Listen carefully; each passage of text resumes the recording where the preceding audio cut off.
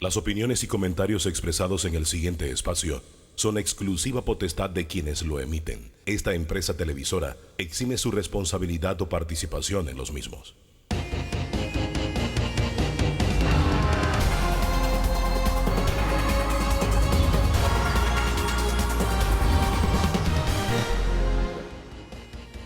Señoras y señores, tengan todos muy buenos días, bienvenidos a Debate Abierto Dominical. Hoy vamos a hacer un programa diferente, le vamos a dedicar todo el espacio a hacer docencia a la población panameña sobre el coronavirus.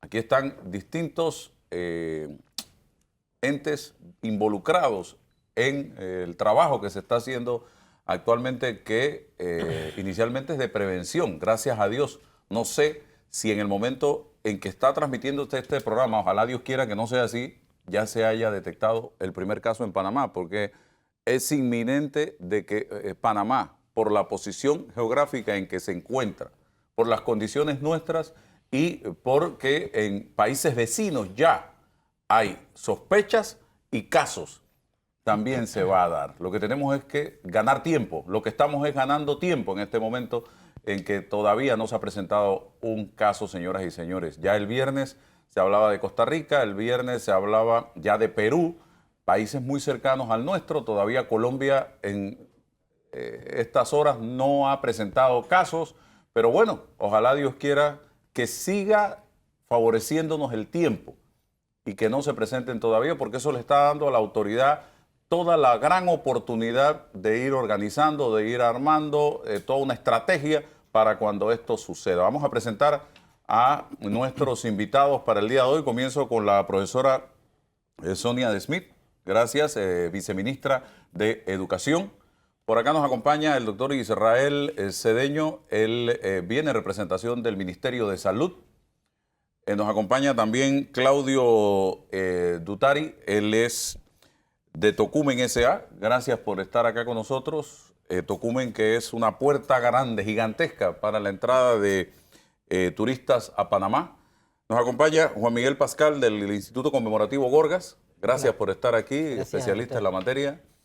Y también está con nosotros el comisionado Eric Ávila, que es del Senafrón y forma parte en representación del Ministerio de Seguridad, de todo este equipo humano de panameños que está trabajando en este tema y se están preparando día tras día. Muy buenos días. Bien, buenos días. Comenzamos, doctor, con usted.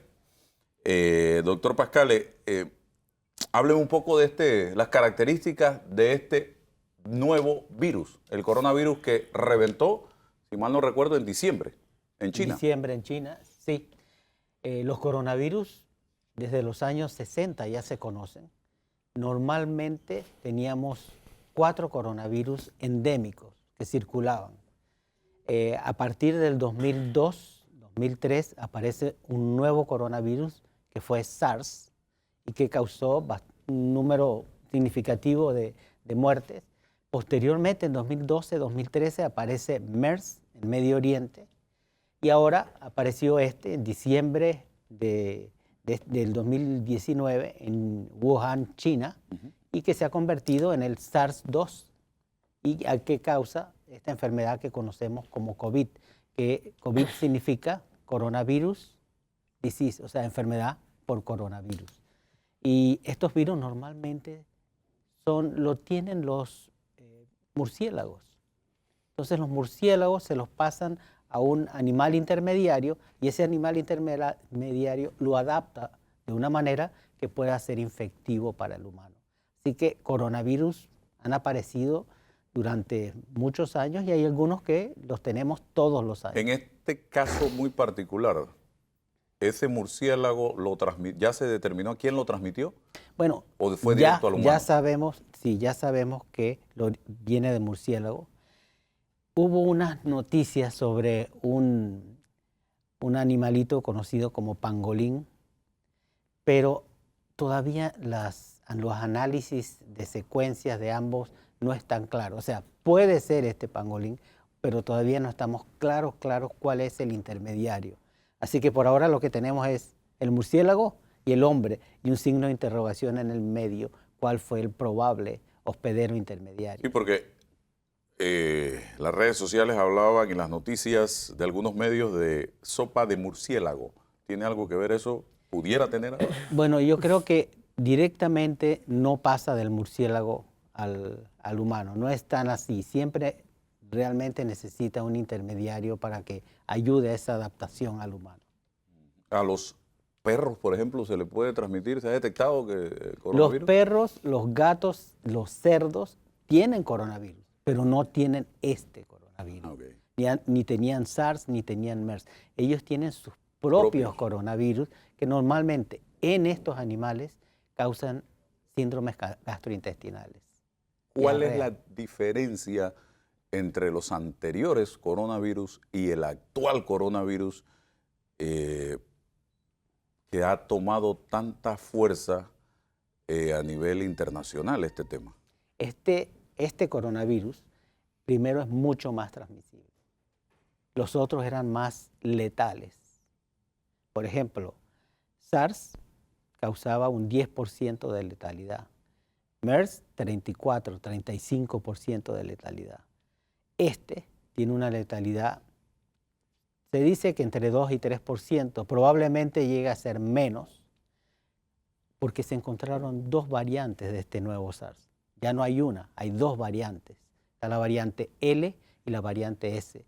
Una de las variantes es menos patogénica, menos agresiva, y la otra variante sí es un poco más agresiva. O sea, ya el virus está mutando y es mucho más transmisible que los otros. Entonces, esa es la diferencia entre este coronavirus. Transmisibilidad y menos letalidad. O sea, en buen panameño, para que la gente lo comprenda mejor, los que nos están sintonizando, los anteriores coronavirus mataban más gente. Mataban más gente. El actual coronavirus contagia más gente. Contagia más gente y no es tan... Pero no mata, no mata más tanto. gente que los anteriores. Eso Exacto. nos da a nosotros, eso es una buena noticia dentro de todo lo malo. Dentro de lo malo, sí. Entre tener el SARS original y tener este SARS-2, yo prefiero tener el SARS-2 que el que circuló en el 2003 y 2002-2003.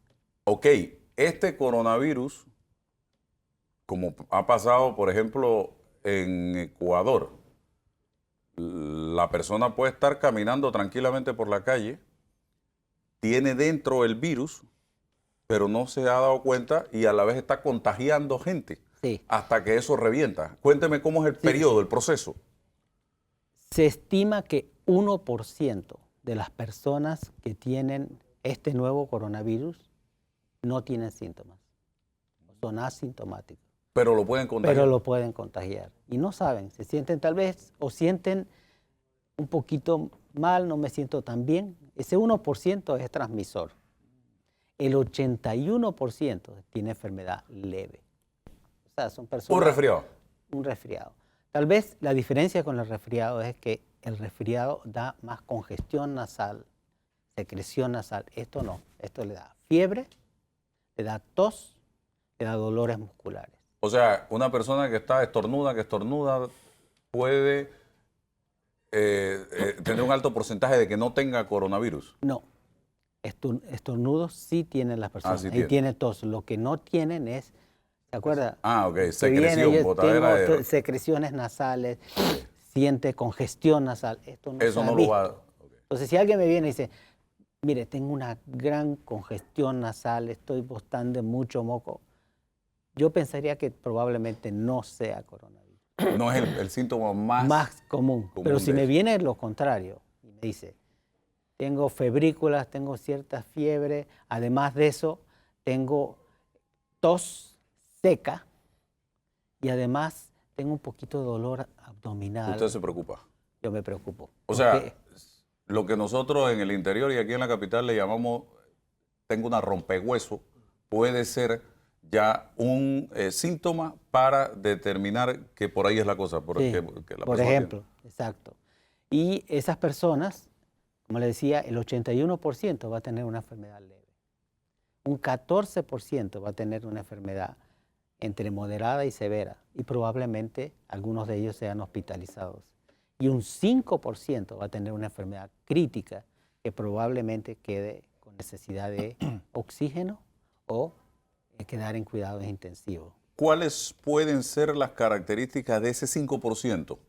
Ese 5, Un perfil de ese 5%. el perfil de ese 5% son sujetos mayores de 60 años, son sujetos que además tienen complicaciones como diabetes, hipertensión, enfermedad cardiovascular, enfermedad renal, que tienen cáncer o que tienen alguna inmunodeficiencia.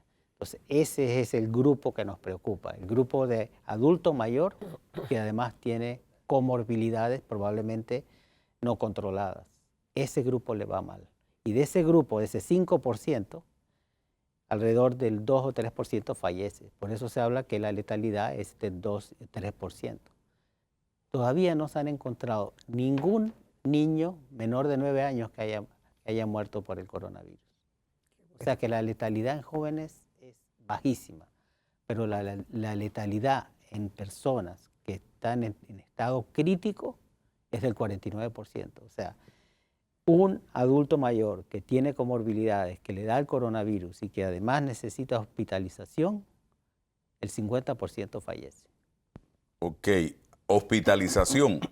No todo el que le da coronavirus tienen que hospitalizarlo. La mayoría no van a hospitalizarlo, porque es el 81%. O sea, el 81% va a tener una enfermedad leve que puede quedarse en su casa, tranquilo, sin salir, sin andar paseando, sin hacer turismo interno, y que tiene que cuidarse hasta que se recobre.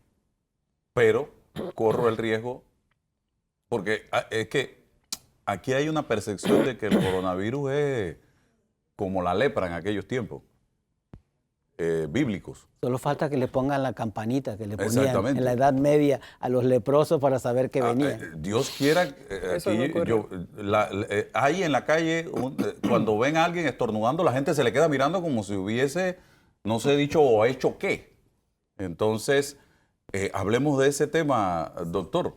Sí, hay mucho estigma. Porque yo me imagino que mucha gente que le va a dar coronavirus lo van a dejar encerrado en la recámara y no le va a llevar ni comida a los familiares. Porque con la percepción que hay actualmente va a ser así. ¿Cómo manejar esto? Bueno, tiene que estar en su casa, los familiares lo tienen que apoyar. Esa persona tiene, cuando va a estar en contacto con otro familiar, va a tener que protegerse con mascarilla, va a tener que estar constantemente lavándose las manos. Igualmente, la familia va a tener que tener cuidado y constantemente lavarse las manos. En el área donde esté, las superficies deben ser desinfectadas, ya sea con Lysol, con alcohol, etc. Clorox. Clorox. Entonces, esos cuidados vamos a tener que capacitar y entrenar a la familia cómo poder lidiar con una persona que tiene coronavirus, pero tiene una enfermedad leve, porque puede él contagiar, y como ha pasado en Ecuador, que una persona ya lo regó a 13 más.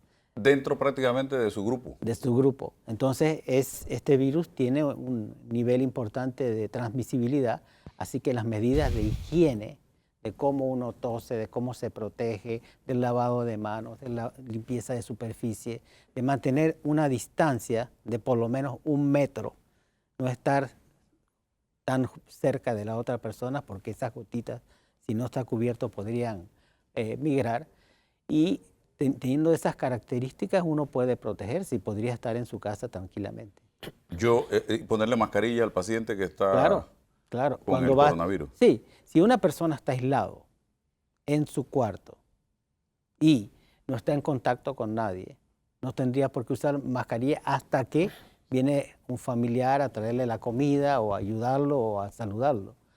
Y esa mascarilla debe cambiarse periódicamente, no es que va a usar una para toda. Sí, no va a usar una por 14 días. Tiene que cambiarla diariamente, saber que debe ponerla en un área donde después va a ser desechada. Y además de eso, después que se remueve la mascarilla, lavarse las manos.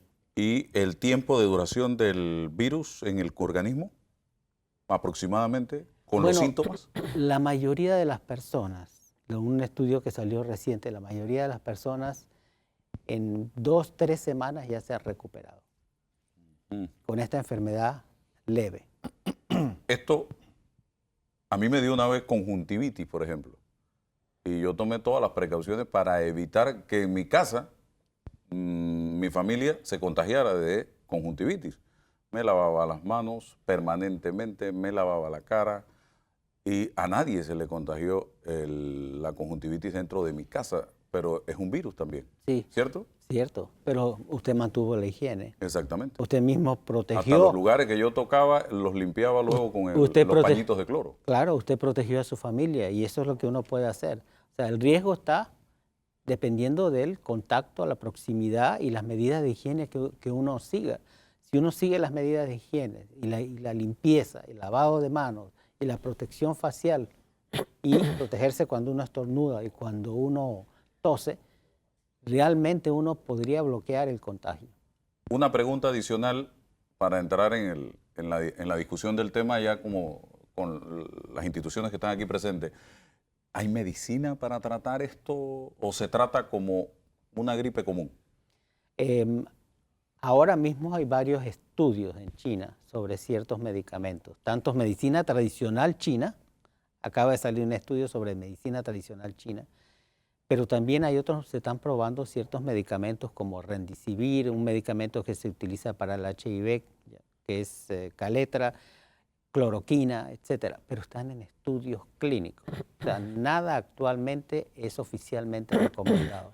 Es decir, no tenemos un medicamento específico y el tratamiento es básicamente sintomático, tratar los síntomas. Si la persona tiene fiebre, le damos antipiréticos, le podemos dar algo para la inflamación, le podemos dar algo para reducir la tos, pero no hay, y sobre todo hidratarse mucho, pero no tenemos un medicamento que podemos decir como en influenza, que le damos oseltamivir, que sabemos que es eficiente contra la influenza. No tenemos eso. Y no tenemos vacuna. En influenza también tenemos vacuna. Entonces, realmente el tratamiento es sintomático y que el sistema inmunológico se encargue de controlar el virus. Y la vacuna, he leído tanto que en un año, que faltan unos días, que en una semana, no hay nada todavía. No, el problema es este. Usted puede desarrollar la vacuna en meses. Y así lo dijo Anthony Fauci del Instituto Nacional de Salud. El problema no es desarrollar la vacuna. El problema es que una vacuna no puede salir y usarse hasta que se compruebe, 1, seguridad y 2, efectividad. Y los estudios de seguridad y efectividad tienen un proceso y eso va a ser muy difícil que esté listo antes de un año. Este tipo de enfermedades tienen un piso, un pico y van bajando.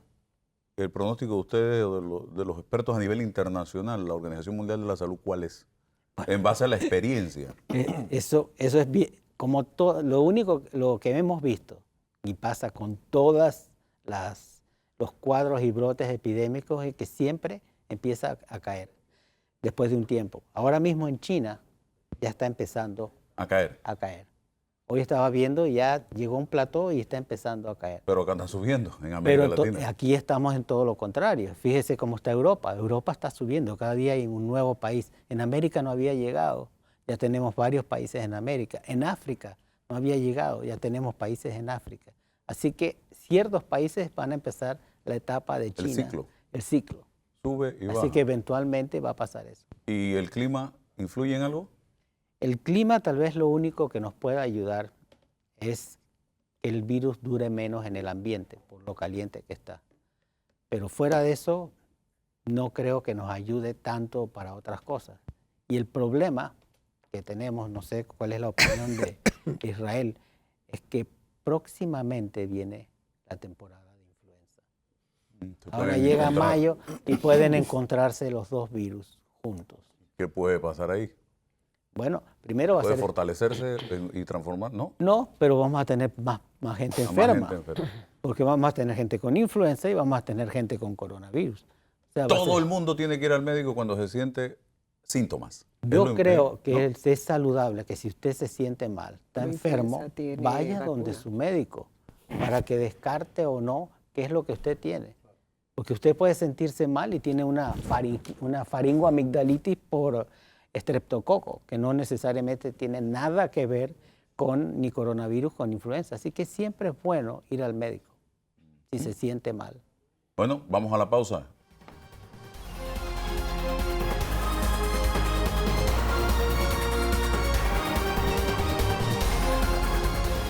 Bien, seguimos adelante, señoras y señores. Doctor Israel Cedeño, me preocupa la comarca por las condiciones en que viven nuestros hermanos de las distintas comarcas. Ustedes, dentro del programa, ¿qué están considerando para estos panameños? Bueno, para todos los panameños, para todos los habitantes del país, Punta Burica, Cabo Tiburón, todos los planes de acción se está contemplando cada área geográfica basado en sus características. En los casos de las comarcas, que es bien sabido que tienen un acceso algo limitado a la asistencia en salud, allá se ha estado fortaleciendo, no solamente ahora por el tema de coronavirus, hace muchos años, y específicamente hace 6 meses, todo el equipo de atención itinerante, ¿no?, que tenemos con el Ministerio de Salud y financiado y apoyado por organismos internacionales.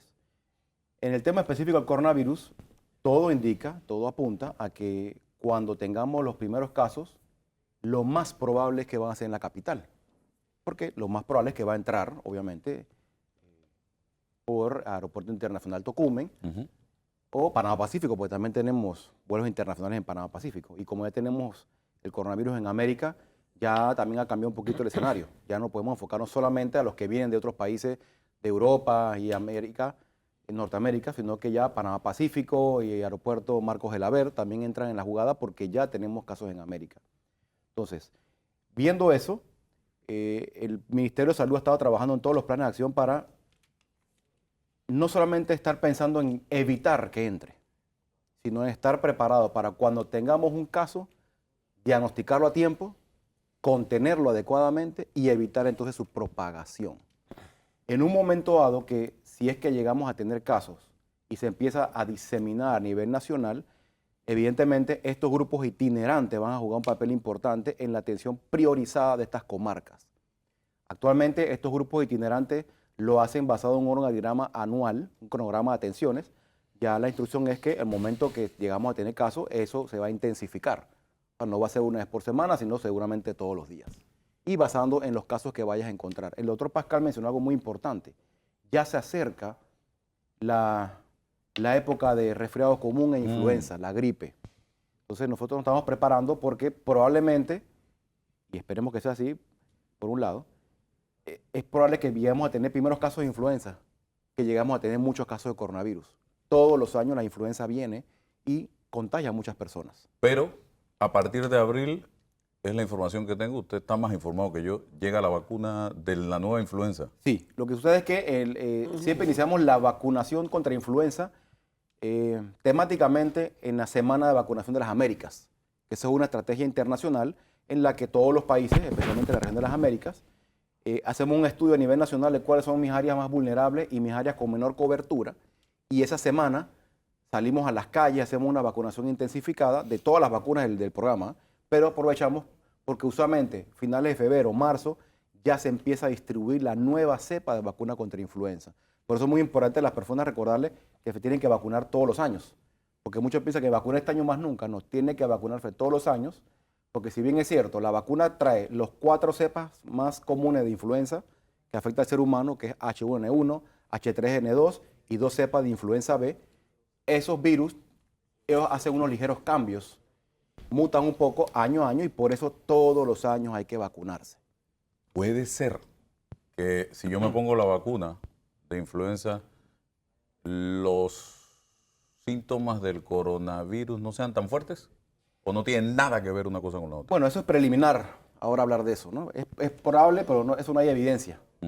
Ni siquiera ningún país ha hablado sobre reacciones cruzadas en laboratorio o sintomatología cruzada en temas de influenza coronavirus.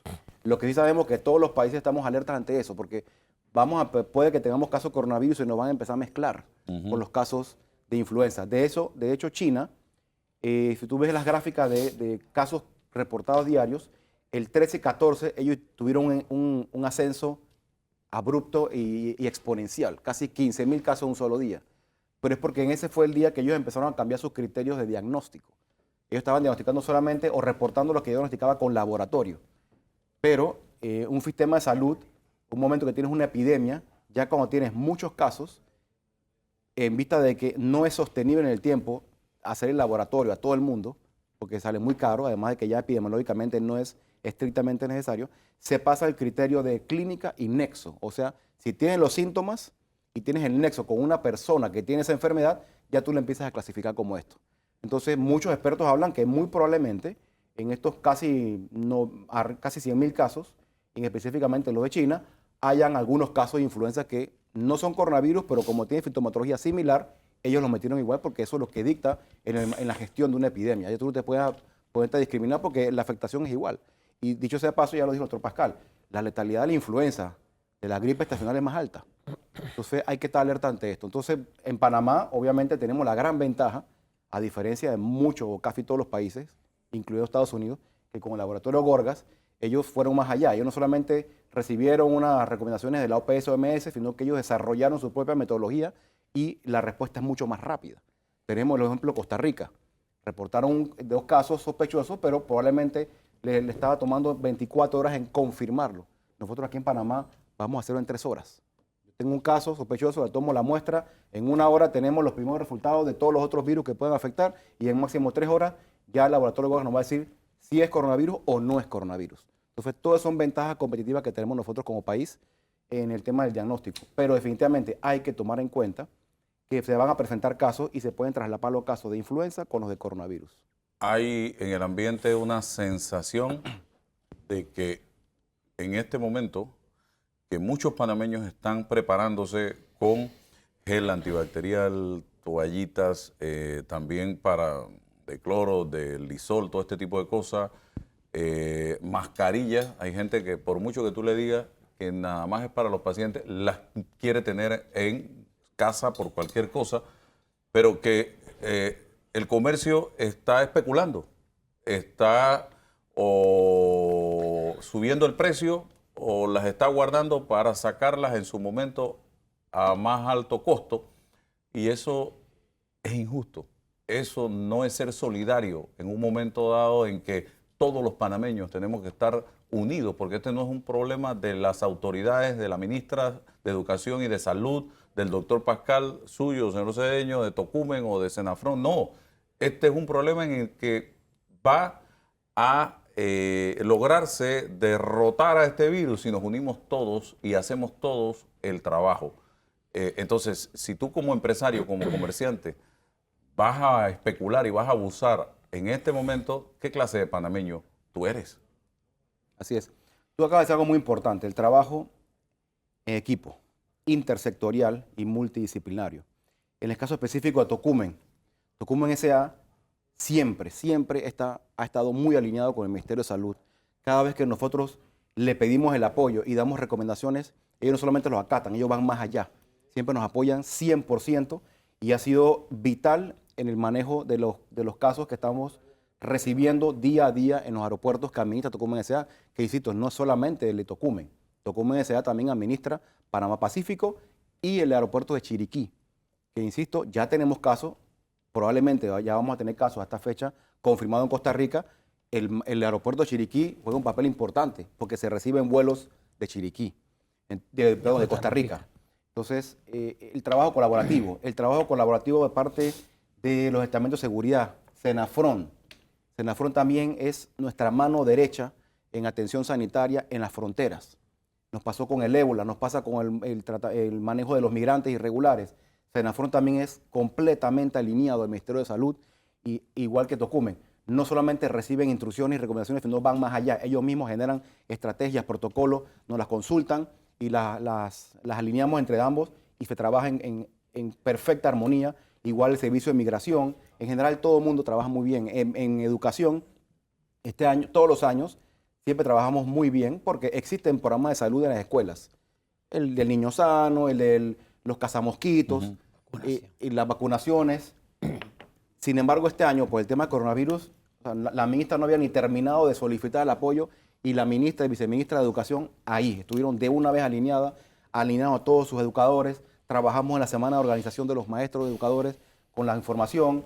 Ellos ya están haciendo sus compras de gel alcoholado para habilitar en todas las escuelas. Donde no hay agua, se está habilitando uso de gel alcoholado. Pero eso no sirve de nada si la gente no colabora. Exactamente, a eso iba. Esto es un trabajo colaborativo y es una responsabilidad compartida de la población. Y en el caso específico, la población, más allá de compartir la información de etiquetas respiratorias, lavado de manos, etcétera, está algo que tú mencionaste. En toda epidemia, lo que usualmente produce más impacto negativo y que pone en riesgo la adecuada administración de esa epidemia, la gestión de esa respuesta, son 3 cosas. El pánico de la población, la desinformación, y no lo digo yo, lo dicen muchos expertos, aquí hablamos de epidemia de coronavirus y epidemia de desinformación mediática.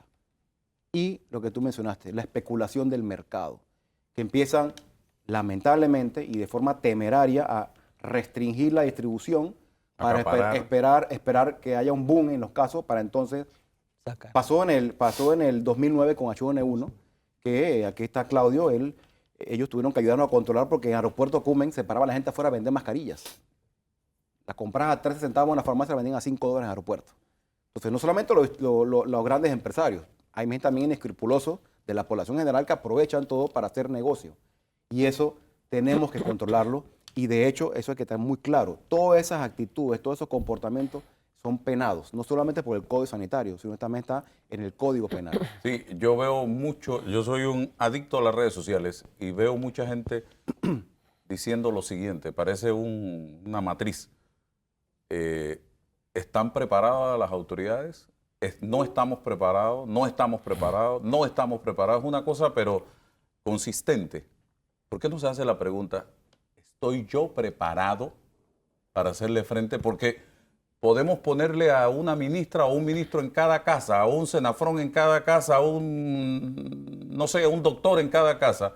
Pero si usted no sigue las reglas, si usted no sigue las instrucciones, las recomendaciones que se han dado, el virus se va a propagar. Entonces, no es asunto de que si estamos preparados, porque es que la gente piensa que estamos preparados porque consideran que cuando me da el coronavirus voy a quedar hospitalizado y ahí todo el mundo va a quedar hospitalizado. Y eso no es así. Usted es el que tiene que prepararse en casa, lo ha dicho el doctor Pascal aquí, siguiendo las reglas del juego para evitar que si a un familiar suyo le dio, se siga propagando la enfermedad. Así de sencillo. No es un tema de que si el gobierno está preparado, no. Usted, prepárese usted en casa. ¿Cómo debe la gente, qué tipo de medicamentos debe tener en casa? Por ejemplo, doctor Pascal. Bueno, debe tener algo para la fiebre, debería tener algo que para la tos, que es lo que va a tener. Debería además tener suficientes líquidos para hidratarse bien. Y lo último es tener sustancias para desinfectar la superficie. Desinfectar. Eso es lo que usted tiene que tener, ese es su botiquín. Jabón o gel alcoholado. Bueno, ese es su botiquín, ese es su ministro, su doctor, su senafrón, ese es. Entonces, siga usted las instrucciones. En Tocumen, por ejemplo, ¿qué estamos haciendo, señor Dutari? Gracias, Álvaro. Porque esa es otra que escucho. Ahí entra todo el mundo, a nadie lo revisan, gente de China, de África, de todos lados. Yo estuve de viaje para carnavales y cuando llegué me pusieron una pistola en la cabeza para tomarme la temperatura y me hicieron una serie de preguntas cuando salí del avión. Esa es mi experiencia. Sí, mira, como bien indicaba el doctor Cedeño, existen planes de contingencia preparados en el Estado panameño. Y en el caso específico de los aeropuertos y el Ministerio de Salud, existe el plan de contingencia para la atención de las enfermedades de salud pública, ¿no? Tales como las epidemias y demás, en donde los puertos de entrada al país son elementos fundamentales en el que hay que tener los controles debidos. Mucha de la información que nosotros manejamos y que nos sirve para contrarrestar eso no necesariamente está al alcance de los pasajeros. Eso es así. Y yo creo que hay una serie de fases que tiene el plan. La primera de ellas, en el inicio de esta epidemia de coronavirus, era la obtención de información. ¿Cómo obteníamos información?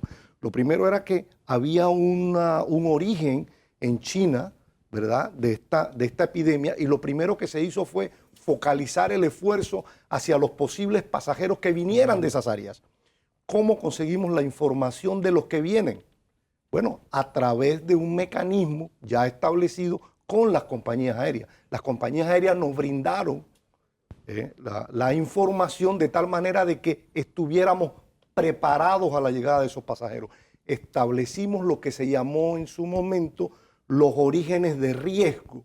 Establecimos esas ciudades de donde podían provenir pasajeros para hacer un énfasis en eso, porque entenderá el país que no existe una capacidad ilimitada de atención. Entonces hay que concentrar el esfuerzo en donde se hace necesario. Lo primero que se hizo fue obtener esa información. Pero ¿qué pasó en este caso en específico? Y eso es lo que ha hecho evolucionar el tema en materia de la prevención y de la información y de la coordinación que tenemos con el Ministerio de Salud y los entes encargados de este tema. La contención en China, el cierre de los aeropuertos en China, la cancelación de vuelos por parte de las compañías aéreas, ¿qué hizo? ¿Qué generó? Que la gente que tenía que salir de China hacia sus destinos, hacia sus hogares o hacia los lugares de turismo en donde ya tenía una programación hecha, comenzó a buscar otras rutas.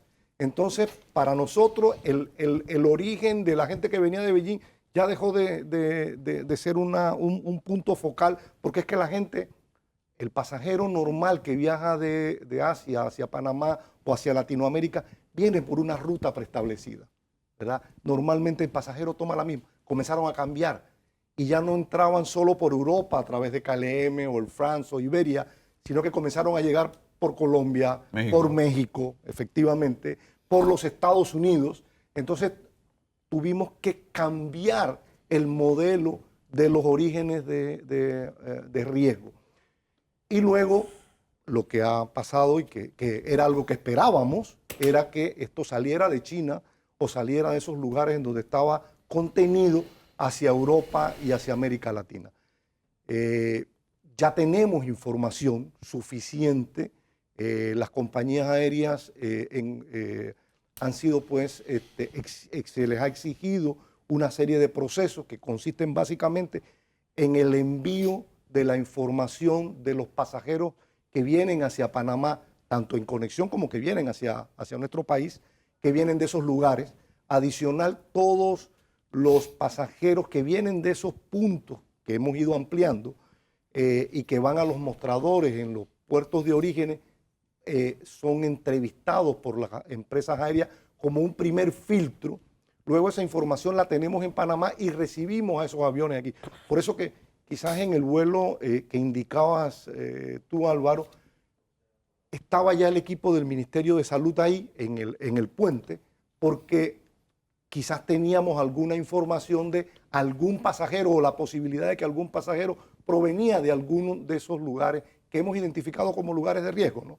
Entonces, ese equipo estaba ahí, pero adicional tenemos una barrera de contención en el área de migración, que es donde el equipo de salud ya ha creado una barrera para el ingreso de la gente a Panamá, que es la que fundamentalmente tenemos que cuidar y que es la que los países han estado haciendo el mayor esfuerzo. Bien, vamos, déjame ir al cambio y regreso porque quiero que sigas profundizando en el tema y también que me hables de con qué tiempo de anticipación reciben ustedes la información y hablar un poco de las pruebas que se practican, porque lo que se hace es tomar la temperatura. Hay gente que quiere que le saquen la sangre a todos los pasajeros, que los metan en un cuartito por 14 días.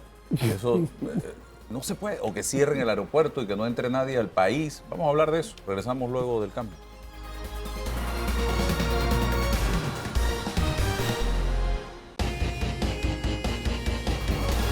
Continúe, señor Dutari.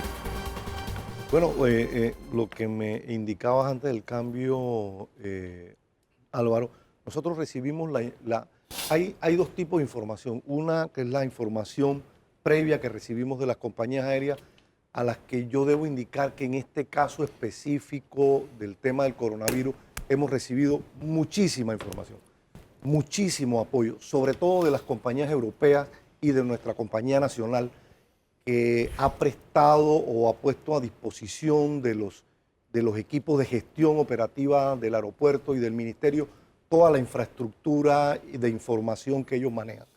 Entonces, nosotros recibimos una información previa que se recibe un par de días antes con lo que llamamos el historial de cruce de los pasajeros. Por ejemplo, si un pasajero estuvo en el área de China hace 30 días y viene hacia Panamá por conexión, pues va a otro lugar, nosotros podemos recibir esa información un par de días antes, lo cual es suficiente tiempo para generar un monitoreo. Igual cuando esa persona llega al mostrador de origen, es entrevistado por la empresa aérea, dado que el pasajero si viniera pues hacia la República de Panamá. O sea, nosotros tenemos la información con el tiempo necesario, y una vez que en el caso específico de Tocumen la recibimos de las compañías aéreas, la ponemos a disposición. ¿Y qué se hace cuando llega ese pasajero que viene de Italia, que viene de China, o que estuvo en Italia, que estuvo en China, que estuvo en Irán, que estuvo en cualquiera de estos países de España que tienen el coronavirus? Va el equipo del Ministerio de Salud al puente de desembarque de esa aeronave, a hacer ese primer nivel de contención allí, ¿verdad? A tomar la temperatura. Le hacen unas preguntas. Le hacen preguntas, confirman la información que se dio, etcétera, porque puede que tengamos algún lag, alguna deficiencia de la información. Ellos la confirman. ¿Qué sucede? ¿Por qué no podemos hacer esto a la vez? Imagínate que en el aeropuerto de Tocumen tenemos en menos de una hora o de 1 hora 15 llegando cerca de 65 o 60 o 45 aviones a la vez. Wow. Y que van a despegar a la vez. Entonces no puedes tener, como bien lo indicaste tú, una ministra de salud en cada puente de desembarque, un médico en cada puente de desembarque. Tenemos que concentrar para el esfuerzo. aeropuerto, caos, claro, total. Tenemos que concentrar. Ahora, yo pienso que ya el tema de la epidemia, y Israel y el doctor Pascal saben más de esto que nosotros, ya ha pasado a una fase distinta. Ya la fase de información y de contención a ese nivel tiene que pasar a la fase ya de prepararnos para la prevención o la posible existencia de una situación de coronavirus en el país. Para quienes están promoviendo que se cierre o se impida el acceso a Panamá de cualquier persona que venga de países donde hay coronavirus, ¿qué mensaje envía usted con la experiencia y los años de servicio en esta área? Yo creo que... ¿Qué significaría eso? No, fuera de que del tema económico que pudiera existir y de la situación de imagen y demás, es que no es necesario. O sea, no es necesario que hagamos eso si tenemos la información y los controles. Por ejemplo, el Ministerio ha tomado una medida con respecto a las personas que vienen de determinados destinos de cuarentenarlos. Es eso lo que hay que hacer. O las medidas de seguimiento en la República de Panamá, lo mismo que están haciendo el resto de los países del mundo. Yo creo que uno de los temas importantes aquí es la información objetiva. Y yo he reiterado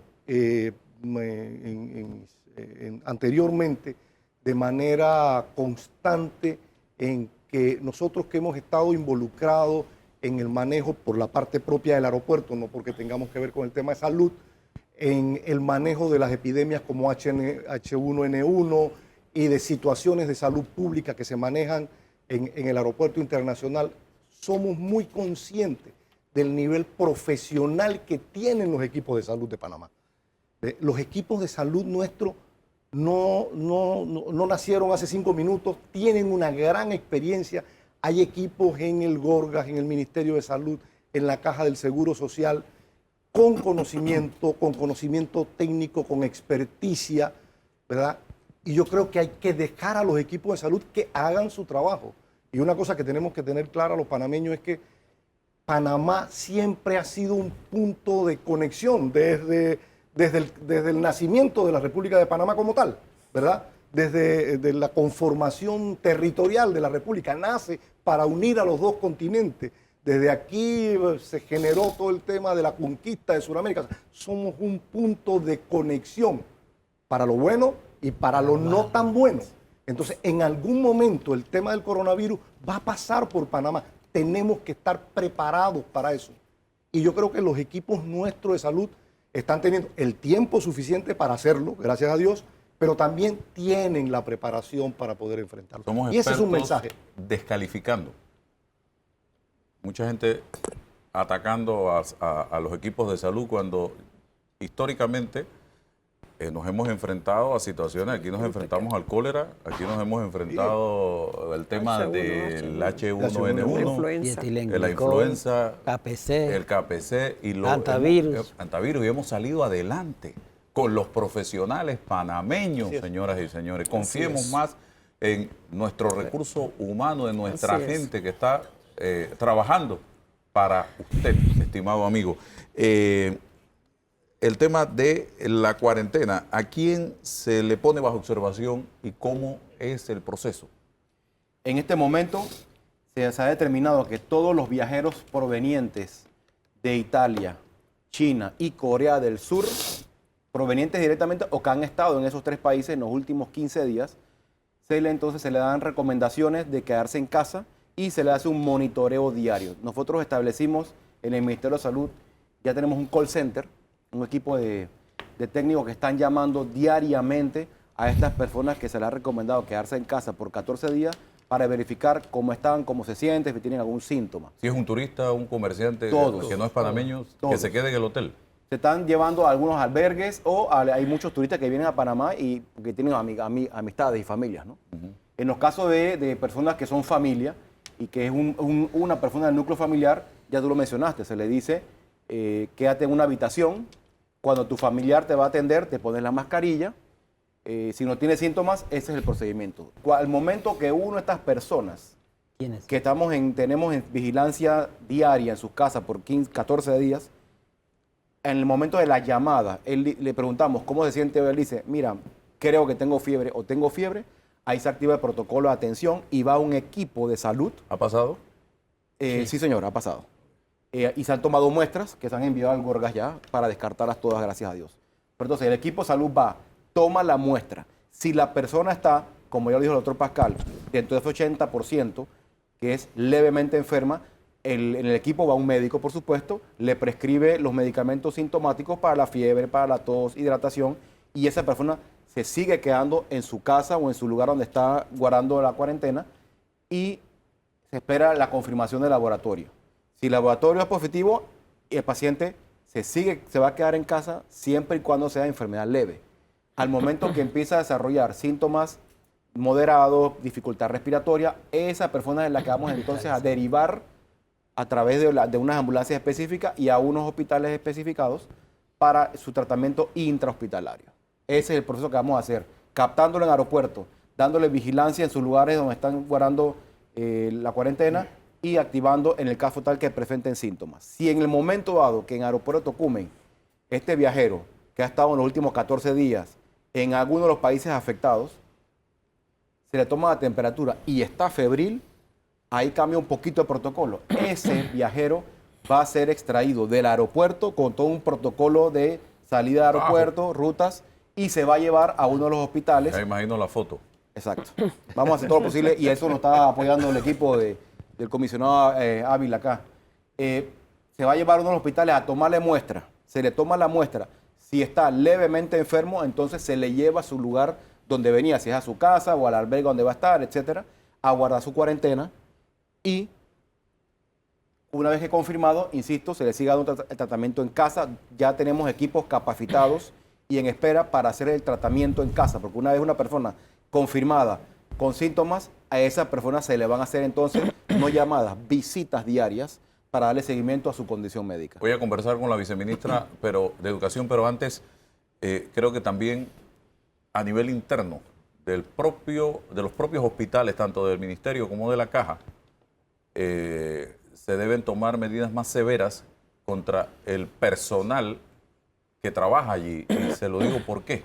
Porque las fotografías que salieron el fin de semana de la cara de un paciente sospechoso se tomaron dentro del propio cuarto en el hospital. O sea, le tomaron la cara a centímetros de distancia del paciente y eso no puede volver a repetirse más nunca. Entonces, debe buscarse un mecanismo para, si eso se repite, sancionar enérgicamente al personal de los hospitales porque ellos no pueden estar haciendo eso. Así es. Existe la ley 68, que es de protección al paciente. está el Código Sanitario, está el Código Penal. Todas son violaciones a la salud pública y en eso ya el equipo que dirige el comisionado Ávila, que es la Fuerza de Tarea Conjunta, que no es solamente Senafrón, es todos los estamentos de seguridad, incluyendo el Consejo de Seguridad Nacional, se están tomando cartas en el asunto para investigar la fuente de información. Ya hoy día tú no puedes tomar una foto, postear algo en Instagram, Twitter, sin que los estamentos de seguridad se den cuenta de dónde existe. Está totalmente clasificado y se puede encontrar. A esas personas, una vez que se evidencie quiénes fueron, se les va a caer con todo el peso de la ley, porque eso es una franca violación al derecho humano del paciente en ese momento. Intimidad. En la intimidad del paciente, exactamente. Y tenemos leyes y decretos que lo protegen y créanlo que el Ministerio de Salud va a ejecutar eso. Muy bien. Viceministra, Buenos ¿qué días. estamos haciendo? Hoy amanecimos en el mundo con millones de estudiantes que no están en las aulas de clase en muchos países producto de esta situación y que están dando clases por módulo, algunos de ellos. ¿Qué estamos haciendo en Panamá? Por dicha, en Panamá aún no tenemos el virus, pero en ese sentido y por lo que hemos escuchado y también la versión propia del Ministerio de Educación, ¿qué estamos haciendo? Una vez que se planteó la problemática en China, el Ministerio de Salud, que es el ente rector de las políticas de salud, lo ha estado manifestando el desarrollo y evolución de este proceso en todos los consejos de gabinete, en un espacio para informar a todos los ministros y autoridades. Pero a margen de eso se estableció rápidamente una coordinación con el Ministerio de Educación y el Ministerio estableció una comisión que le hemos llamado Comisión de Crisis para efectos de recoger el material que inclusive ha venido promocionando el Ministerio de Salud, y ese material nos ha servido para ir capacitando al personal administrativo de planta del Ministerio, pero a su vez con todos los directores regionales de educación, y esto para que coordinen a nivel de base con el Ministerio de Salud la capacitación pertinente de los docentes, directores y los propios directores regionales de salud. Es decir, hay dos componentes, la capacitación informando sobre la base de los lineamientos que tiene el Ministerio de Salud, el material alusivo que ellos han elaborado, pero que se está promocionando a lo largo y ancho, tratando de un principio no exacerbar ni crear el pánico en la comunidad, sino que todos tenemos que estar preparados ante la evidencia que pudiese aparecer el virus en Panamá. Y como nosotros recogemos y tenemos bajo nuestra responsabilidad una gran cantidad de docentes, estudiantes del sector oficial y particular, y todo lo que entraña precisamente este proceso, teníamos la responsabilidad de asumir este nivel de capacitación. Por el otro lado, ya se están distribuyendo lo que es el gel alcoholado, recogiendo la información de cuál es lo más pertinente, porque hay unos menos porcentaje de alcohol que otros, pero recogiendo y articulando con el Ministerio de Salud, se ha comprado este material para suministrar a los centros educativos, sobre todo y especialmente por aquellas áreas que no hay afluencias permanentes de agua, eso por un lado. Y por el otro lado también está lo que son los organismos de capacitación, pero en riesgo, porque uno es que nosotros podemos capacitar al personal, pero otro es que ya hay en existencia a través de los programas como Salud Escolar y como en los programas con el SINAPROC de grupos estudiantiles capacitados y personal adulto. Ese personal se está detectando para efectos de que nos apoye a lo largo y ancho del país. Y nosotros preguntamos precisamente el asunto de las comarcas, precisamente por lo que significa la higiene permanente. Una de las constantes, y he visto que es el cordón umbilical, ha sido el lavado de manos y mantener la limpieza, que es coincidente precisamente con el inicio del calendario escolar. Creo que se ha visualizado el esfuerzo, inclusive nosotros destacamos el voluntariado de las instituciones del Estado y del esfuerzo que se ha hecho en la limpieza de todos los centros educativos. Senafrón nos ha apoyado y sobre todo en el traslado de nuestros docentes, en la limpieza de los centros educativos. Un problema es la infraestructura, otro es mantenimiento, pero hay un grueso, que es la limpieza, descarte, pintura, es el grueso de nuestro sistema. Y en ese sentido nos hemos abocado a ese hecho que se une precisamente a la limpieza de los centros educativos en este momento circunstancial. que es vital. Pero esto no, como que dice, no lo vamos a dejar así, sino que tiene que ser un proceso permanente, un proceso sistemático del mantenimiento y la limpieza dentro de los centros educativos, de las aulas, la capacitación permanente que va en las dos vías, la capacitación del recurso humano, pero también el personal calificado para ello, como son de salud y riesgo. Ese personal lo tiene Meduca. Entonces, es con otras instituciones que Salud nos está apoyando, nosotros vamos ya se está dando, porque ayer hicimos una reunión precisamente con todos los regionales para que ellos verificaran cuál es el comportamiento de la matrícula, en el hecho de que si hay una población o un grupo que no está asistiendo a las mismas en los centros educativos, algo está pasando. Y poner en alerta precisamente cuál es la situación que se está generando. Y por el otro lado, el nivel de limpieza en seguir y continuar con este proceso de limpieza en los centros educativos y a los niños. Pensábamos que, y está en el protocolo de salud y Ministerio de Educación también elaboró un protocolo para los centros educativos en áreas de la detección sobre los síntomas que se está generando en el estudiante y qué medidas se deben adoptar a lo interno y a lo externo en sus respectivos hogares. Entonces, el ministerio ha tenido una posición fuerte en ese sentido por la responsabilidad que nos compete y sobre todo estamos ayer analizando contar con más recursos que nos permita precisamente el gel alcoholado, lo que es la mascarilla, de acuerdo con las instrucciones que se den al respecto, en los casos pues que denoten esta situación. Bien se ha explicado en el sentido de la protección a aquellos pacientes que tienen esta situación, porque pensamos y se analizó lo que aquí ya se ha reiterado en los hogares, cómo se desdobla esta realidad si tenemos los niños que están en estas condiciones. Y eso también lo habíamos conversado desde el día de ayer y esta mañana con el doctor Pascal, en ese sentido, cómo es el abordaje en los centros, en los hogares. Una vez que en la escuela se detecta y en el protocolo está que una vez que nosotros detectemos la situación de gripe o resfriado, perdón, nosotros tomar las medidas que esos chicos se tienen que trasladar a su casa con todo el protocolo que se ha señalado. O sea, ya esto se ha venido discutiendo toda la semana con los regionales en contacto con el Ministerio de Salud, que es que define y establece la medida.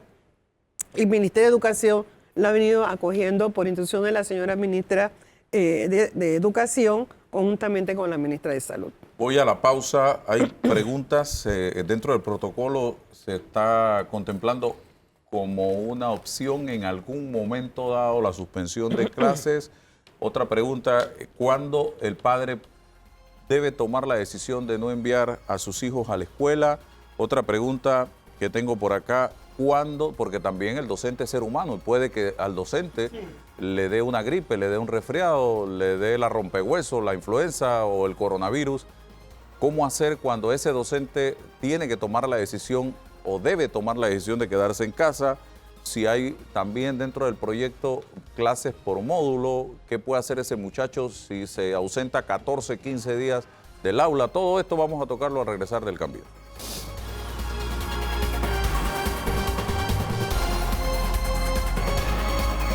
Seguimos adelante, señoras y señores. Preguntas que quedaron sobre la mesa, viceministra. ¿Cómo no? ¿Suspensión de clases está dentro del programa? Es una excelente pregunta, porque yo creo que es la más sensitiva de todas. Claro.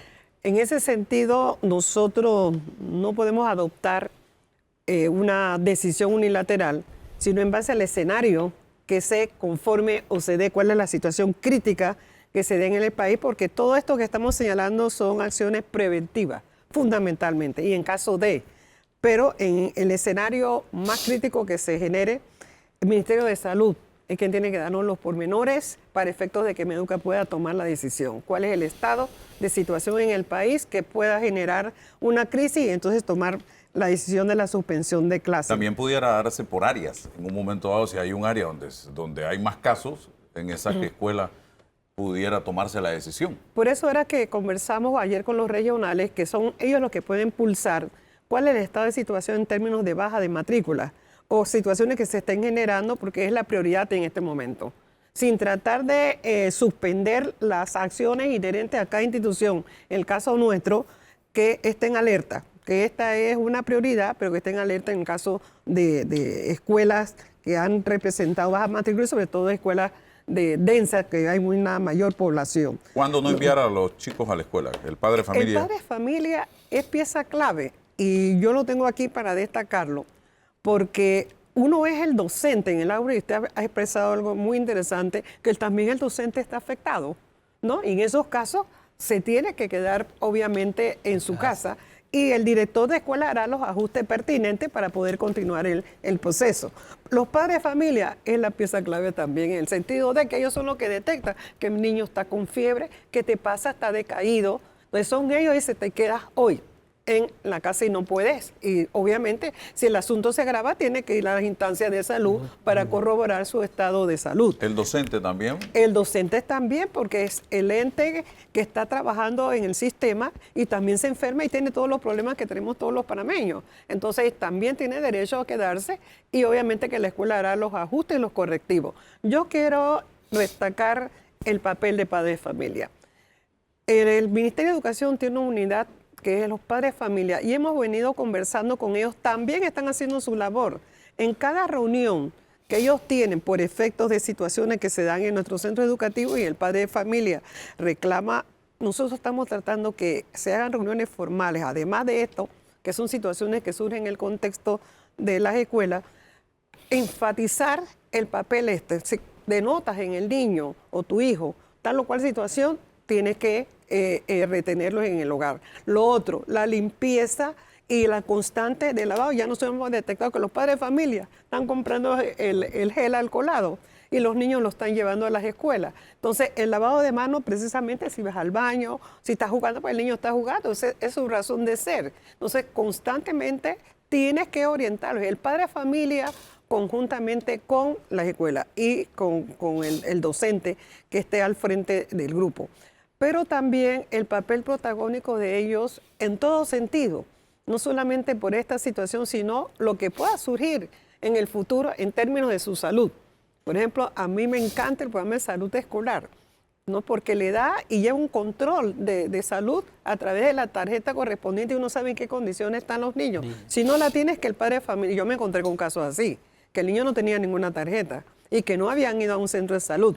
Entonces, esa situación nosotros estamos tratando de aprovechar. Yo creo que este es un estadio, y lo conversamos también, de una política permanente, constante, no por crisis, sino establecer políticas de atención, sobre todo darle prioridad a las instancias que tienen que ver con el tema de salud, a todo el sector, precisamente para... Estamos preparados y bien se ha dicho, tenemos personal calificado y gente dispuesta. Hemos notado mucha motivación en participar, en aportar y cómo lo vamos a hacer. Eso hay que aprovecharlo, que se mantenga, pero también establecer algunas políticas de salud con mayor fuerza en ese sentido y en una acción interinstitucional. Yo creo que lo más importante no es mi ministerio, esta no es mi área, sino que nosotros estamos muy contentos con la relación de salud y con otras instituciones que han venido apoyando el tema educativo, porque no solamente es un ministerio, esto es de la sociedad, esto es de todos los componentes, pero en este caso específico, las relaciones que se den en los diferentes estamentos. El niño es un importante agente multiplicador y puede llevar a casa mucha información. Por eso yo recomendaba hace unos días que hay que dedicar un espacio de tiempo en el aula de clases para hablarle, de ser posible, todos los días. Porque un ciudadano, y lo dice Acodeco, informado tiene poder, sí, del tema. ¿Estamos haciendo eso? Es parte de lo que nosotros estamos señalando de la capacitación que se está brindando a los docentes. Esto es una cosa muy rápido, recogiendo los grupos precisamente que tienen que ver con riesgo y salud a nivel regional y que baje la información de los docentes hacia los alumnos. Es un proceso que estamos tratando que sea lo más rápido posible. Inclusive usted habló de algo interesante, de los módulos. La reunión de ayer también se tocó el tema de los módulos en posibilidad de que se dé el virus en Panamá y no interrumpir. Puede ser que algunos son focos, algunas áreas son focos y en otras pues hay una acción mucho más expedita, permanente. Entonces se conversó sobre esa posibilidad a futuro Entonces los regionales plantearon precisamente su interés, inclusive que le decía, bueno, esta es una oportunidad para que nosotros actualicemos todo nuestro contenido programático, porque no solamente es en función de esta crisis, sino de la crisis, cuáles son las ventajas que nosotros podemos adoptar.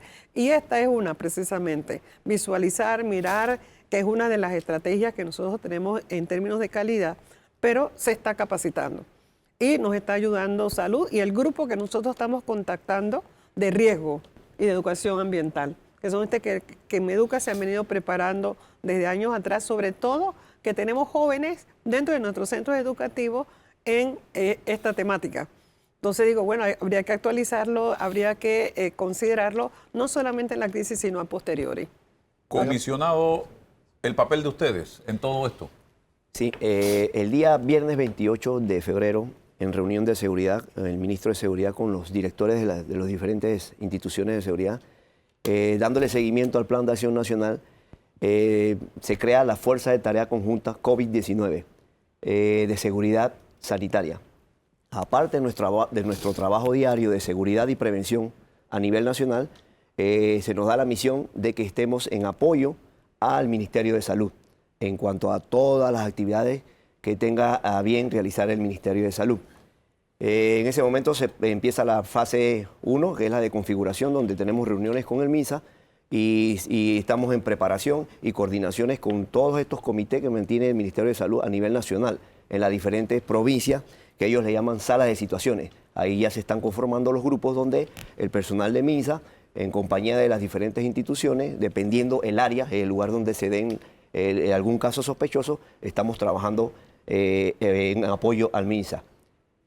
Posteriormente, ahorita nos mantenemos en la fase de preparar a nuestro personal y de divulgar. Como dijo en antes el representante aquí del Aeropuerto Nacional y los doctores que se mantienen, el Aeropuerto Tocumen y los doctores que se mantienen aquí, se dio la capacitación del personal de la Aeronaval, del Servicio Nacional de Migración, inicialmente por la cuestión de que se estaban verificando en el aeropuerto. También en los puertos se está verificando con el personal de la Aeronaval y con el personal de la AMB. En la frontera oriental y occidental, en los puntos de Puerto Valdía y Jaque, se encuentra el personal del Servicio Nacional junto con el personal de salud, verificando todas estas personas que son los puntos que llegan por la parte acuática, por la parte marítima. También en la parte occidental con la frontera con Costa Rica. Se han ido reforzando todos estos trabajos que estamos haciendo en conjunto con el MINSA, que le llamamos equipos de reacción rápida, en acompañamiento a todas las actividades que realiza el MINSA. A la fecha tenemos un aproximado de 3.500 unidades ya capacitadas en cuanto a lo que es el coronavirus y las medidas de prevención. Esta es algo repetitivo porque estas unidades a su vez le transmiten a sus familiares, a sus vecinos y a los conocidos todo lo que estamos aprendiendo sobre el coronavirus, toda esta capacitación. Entonces tenemos hasta el momento es nuestra función como la Fuerza de Tarea Conjunta COVID-19, de la cual mi persona es la encargada. Es prácticamente imposible establecer el control total de las fronteras en este país por la situación geográfica nuestra. Por Costa Rica hay gente que camina con la frontera y de repente está en Panamá. Y por Darién ni se diga todo lo que hemos vivido históricamente. Por el mar no tenemos los recursos al 100% para evitarlo. ¿Cómo ven ustedes esto? Bueno, están haciendo el mayor esfuerzo, me imagino. Es que, como le dije al principio de mi intervención, aparte de nuestra labor diaria, que es la de seguridad y prevención, hemos reforzado la parte de apoyo a las entidades de salud. Se están tomando todas las medidas, se está capacitando a nuestro personal para que esté clarito en cuál es la función que nosotros tenemos que realizar en compañía de los funcionarios del MINSA, la Policía Nacional, el Servicio Pero Nacional siempre se de está colando gente por la frontera. Bueno, el trabajo de contención es el que siempre estamos haciendo. Ese es el trabajo de contención que se hace en las dos fronteras. La Policía Nacional, el Servicio Aeronaval, el Sistema de Protección Institucional, Migración. También tenemos el Consejo Nacional de Seguridad, el Consejo de Seguridad Nacional. También se han anexado las fuerzas amigas que son SINAPRO, la MP, Aeronáutica Civil. Son todas estas instituciones que están trabajando de la mano con las entidades de seguridad para que el Ministerio de Salud haga su mejor trabajo. Todavía siguen llegando a Darién estos grupos que venían de Haití, de África. Bueno, Cubano. con la llegada de con la llegada del coronavirus, Colombia ha tomado decisiones y también con su Ministerio de Salud ha realizado, cumpliendo con sus protocolos, unas clases de, ¿cómo le llamaríamos?, de decisiones, donde está minimizándose ya la cantidad de personas que vienen caminando ya por la frontera. Por ahí están también, ojo al Cristo, como decimos en buen panameño. Así es, dándole, acompañando al personal del Ministerio de Salud en todas las funciones que ellos tienen que realizar. Muy bien.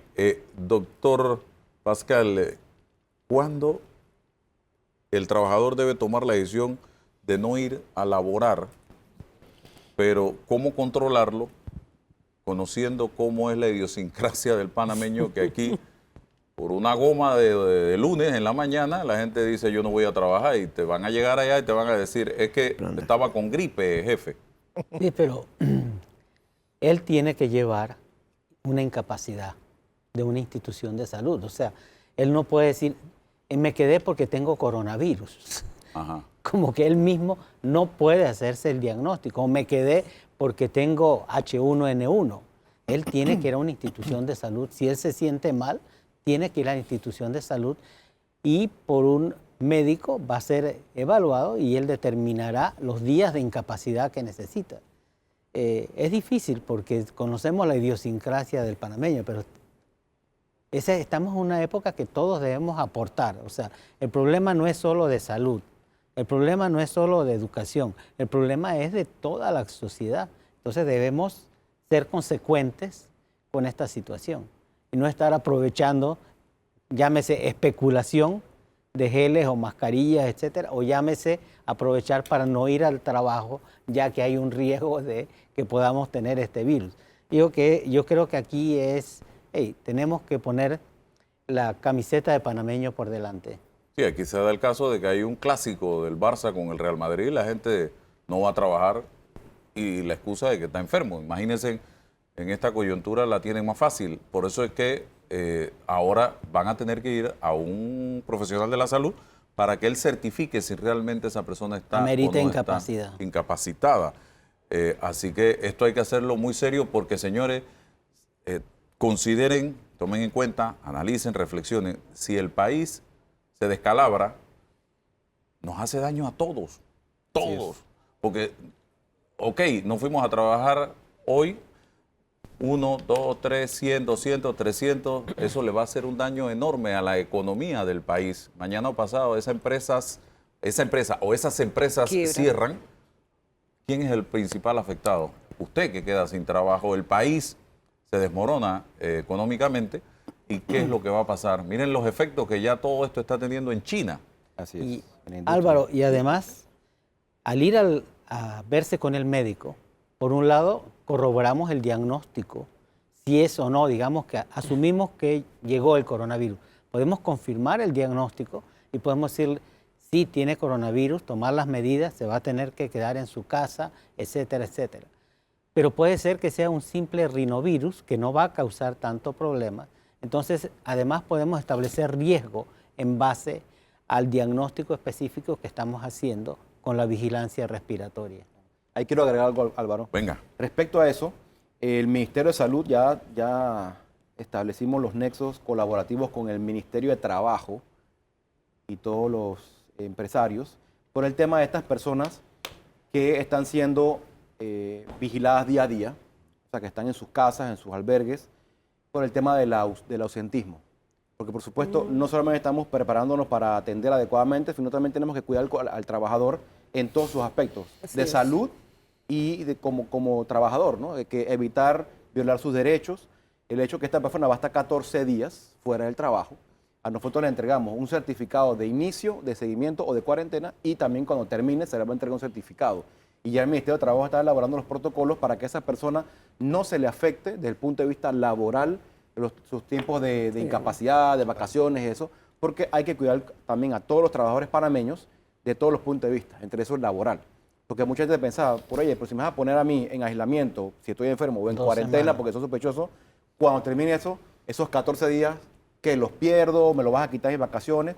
Y por supuesto, todos esos escenarios los hemos evaluado porque tampoco es justo Sí. que yo te diga, te obliga a que tomes unas vacaciones por un tema sanitario, por un tema que el Ministerio de Salud está solicitando como recomendación. La Así ley que- te da 18 días al año.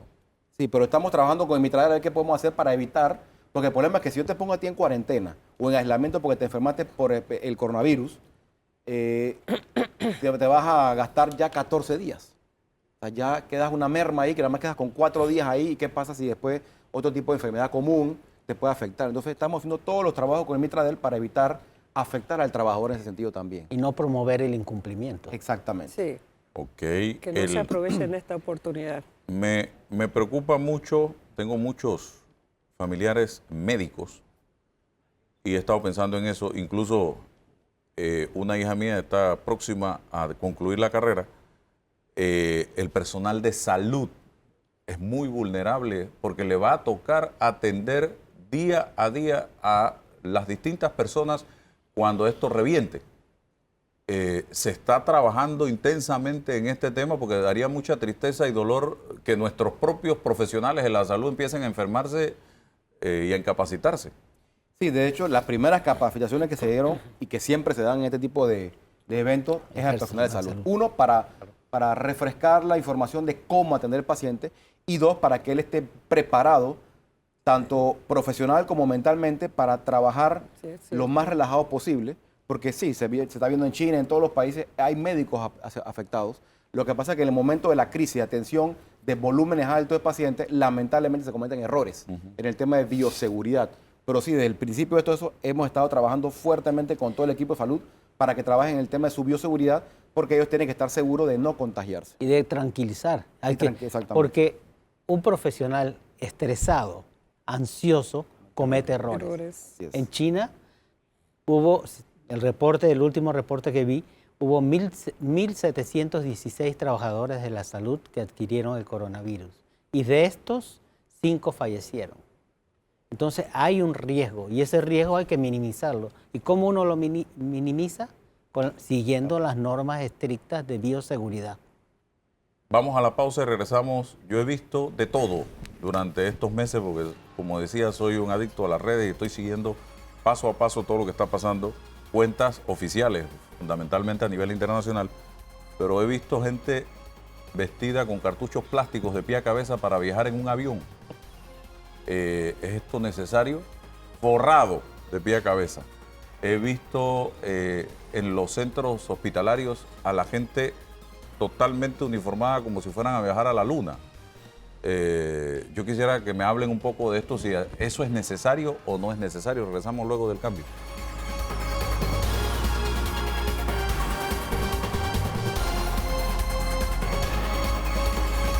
Avanzamos, señoras y señores. Quedaron preguntas sobre el tapete. Doctor Pascal, ese tema, hace unos días vi a unos asiáticos viajando forrados en plástico, envueltos, metidos en una bolsa plástica, una pareja. He visto la forma como se visten en algunos hospitales. ¿Es necesario todo esto? No, el equipo de protección personal va a depender del riesgo del profesional de la salud o de la persona. Si usted va a tomar, por ejemplo, el equipo nuestro que está atendiendo al sujeto que tiene un cuadro respiratorio, no necesita tener las mismas medidas de seguridad que el que va a tomar la muestra, por ejemplo. Es decir, la mascarilla que utiliza el personal de salud normal, que puede exponerse a alguien con un cuadro respiratorio, no es igual al que se va a exponer donde haya más posibilidades de esparción de gotitas y tiene que vestirse diferente. Entonces eso ya está protocolizado. O sea, el equipo de protección personal va a depender del riesgo de exposición y de contacto. Y el sistema de salud tiene ya estos equipos de protección personal. Y se están dando las capacitaciones. Vamos a desglosar un poco el tema. Yo, Álvaro Alvarado, resulta que tengo síntomas de rompehueso o de cualquier resfriado.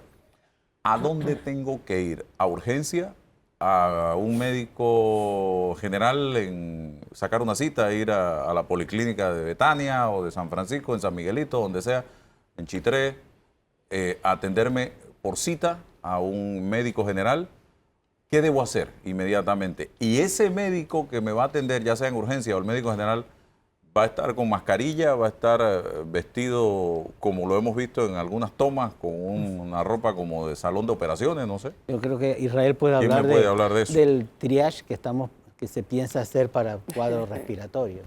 Claro, ahí, para empezar, y lo más importante es el tema de la discriminación del tipo de paciente.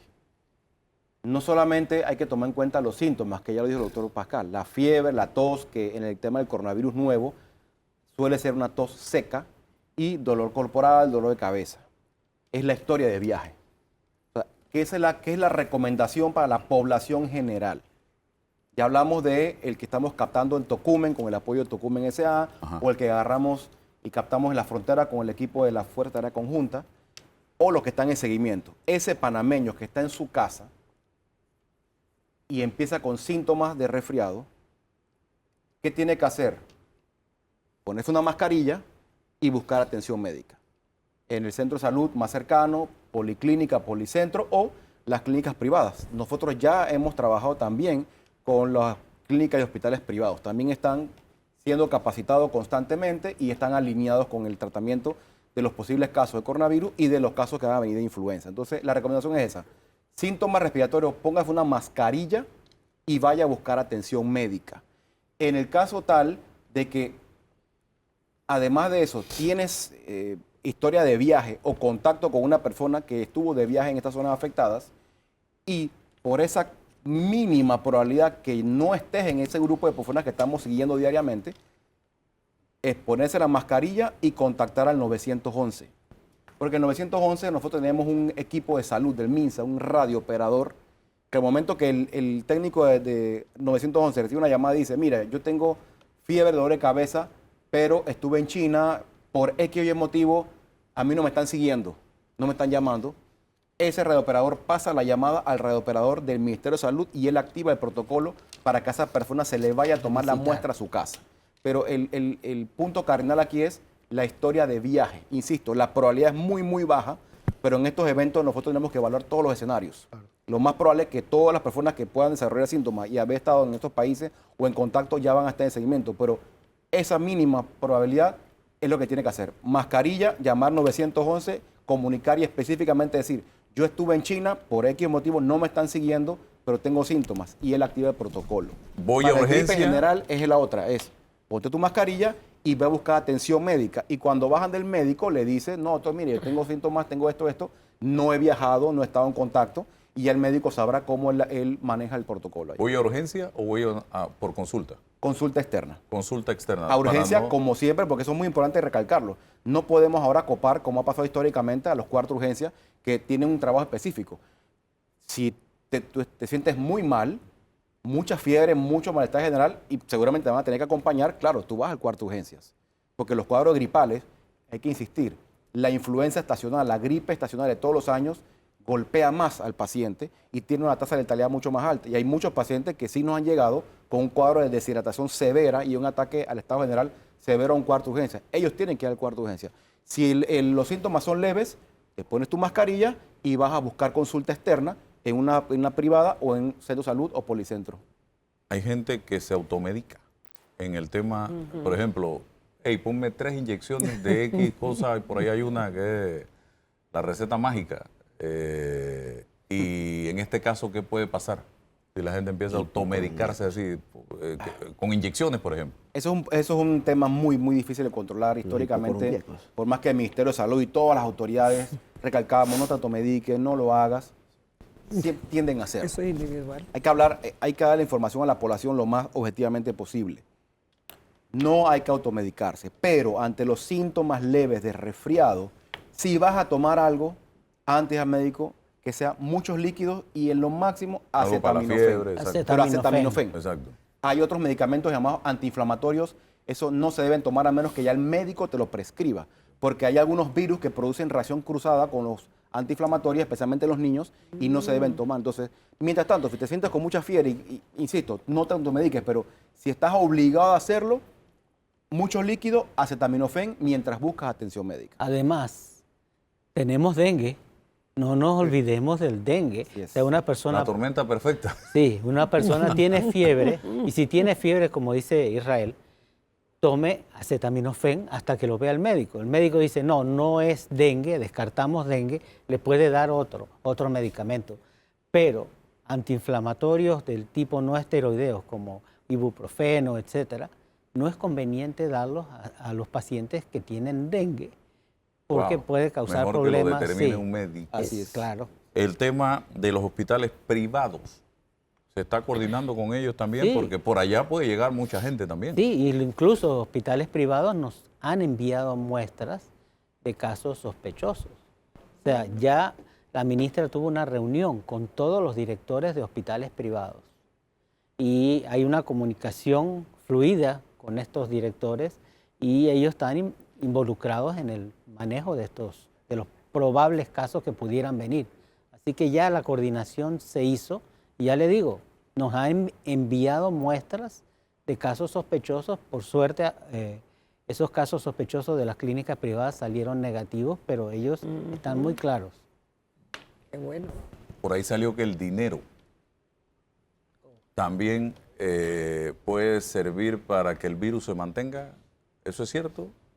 Bueno, en superficies como papel o otras, papel sobre todo, el virus dura menos porque hay más facilidad de que se seque que en una superficie como vidrio, por ejemplo.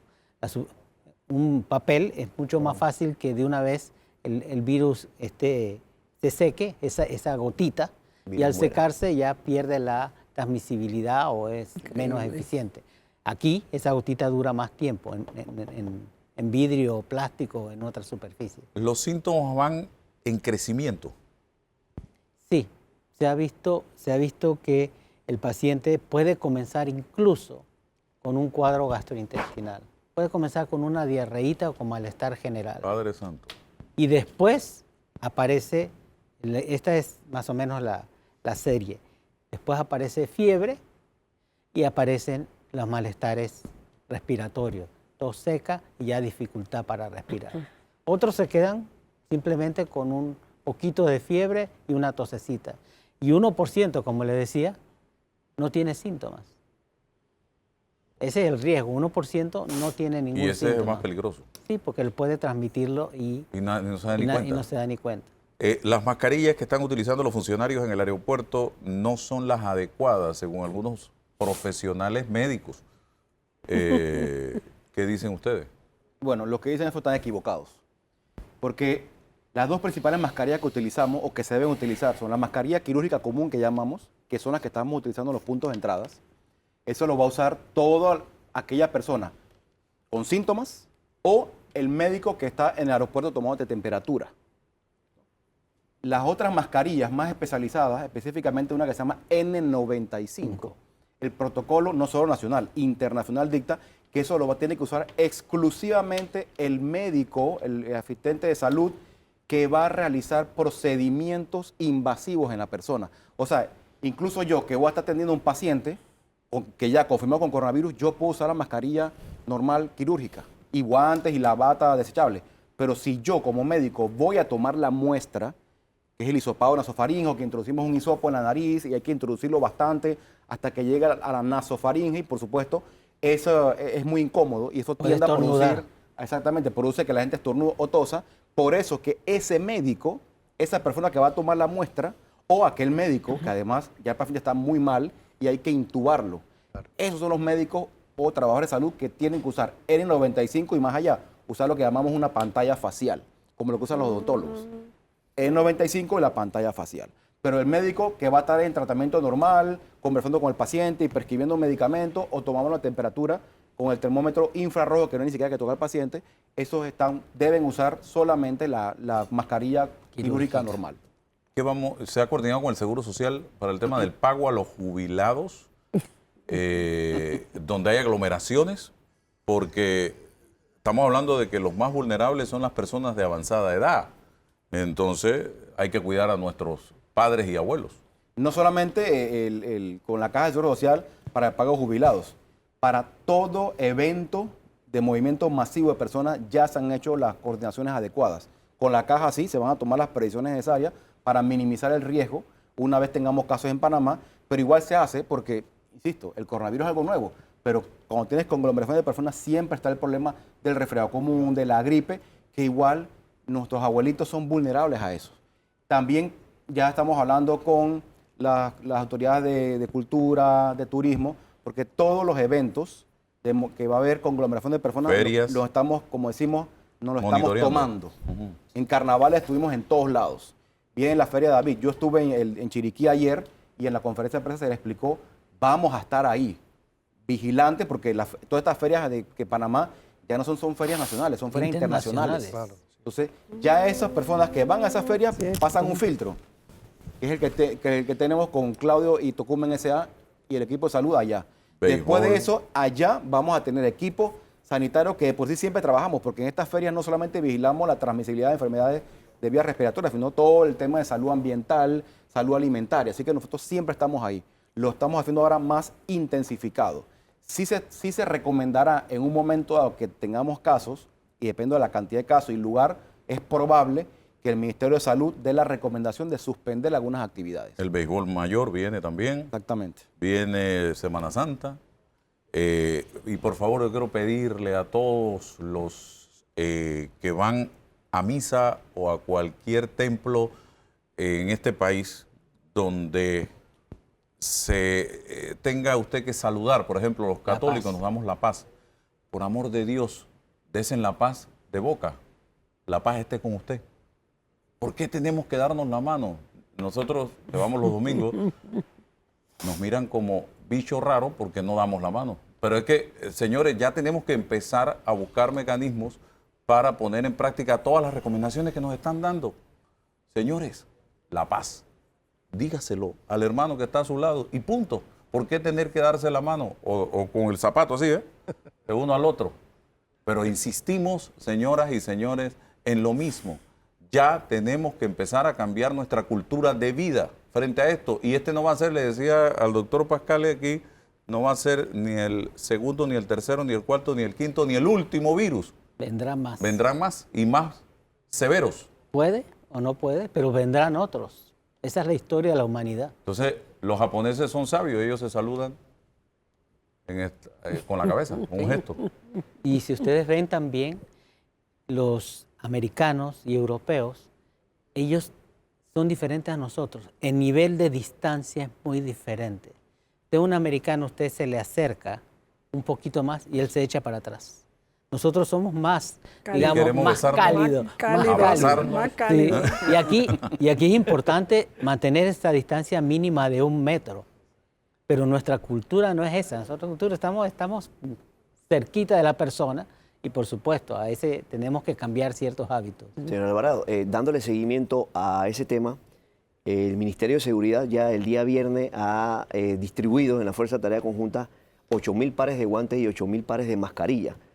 Como sabemos que el Ministerio de Salud es el principal en este caso y que ellos están dándole la seguridad a su personal, al igual que los educadores, la idea es darle la seguridad también a nuestra fuerza, a nuestro personal, que se sienta tranquilo, que se sienta cómodo realizando sus labores. Y en esa línea hay que también ampliar algo.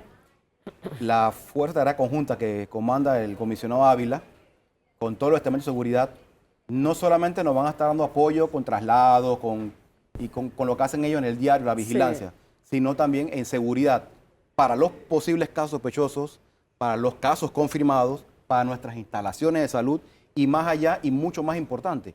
Ellos no son solamente policías militares, ellos también tienen equipos de salud, ellos tienen paramédicos, tienen médicos que ya los pusieron a disposición y ambulancias que están a disposición del Ministerio de Salud, esperando nada más que nosotros le digamos, Comando Ávila, necesitamos su apoyo, ellos van a estar ahí, no solamente con la parte de seguridad, sino también con la parte de atención de los pacientes. Yo quiero agregar algo en esa línea, A ver. que a nivel del Consejo de Gabinete se aprobó proveer los recursos necesarios para lo que es las mascarillas, gel, inclusive las batas, tanto para salud y el otro componente para educación. Sí, señora. Es decir, todo el aporte y la decisión de que esto es prioritario y que las instituciones y el país merece puesta atención como prioridad. También he visto en redes gente diciendo cómo es posible que a todos los funcionarios del aeropuerto estén descubiertos. Hay gente que quiere que todos los funcionarios en el aeropuerto estén con mascarilla y vestidos con ropa de sala quirúrgica.